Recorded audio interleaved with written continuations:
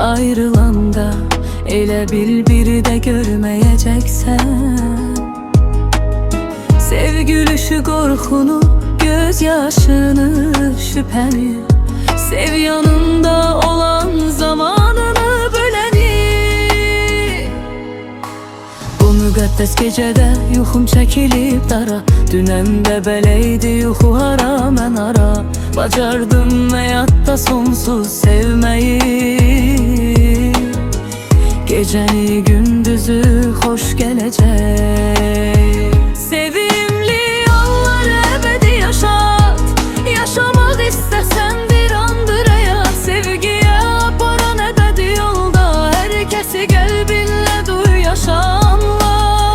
Sev Tanrı yaradan o insanlar, ağacı, güneşi, çölü, çayları. Herkesin öz payı, öz qisməti var, ancaq bir görüşlə.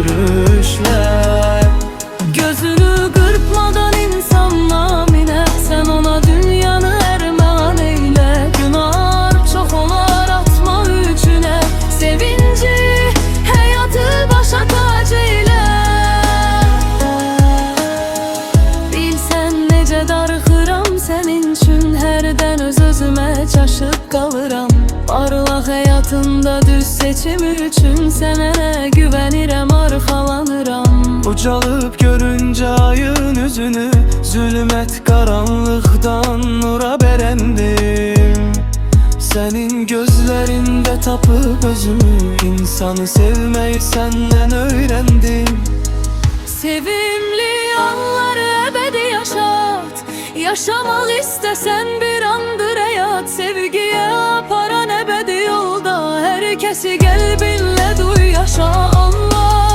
Sev Tanrı yaradan o insanlar, ağacı, güneşi, çölü, çayları.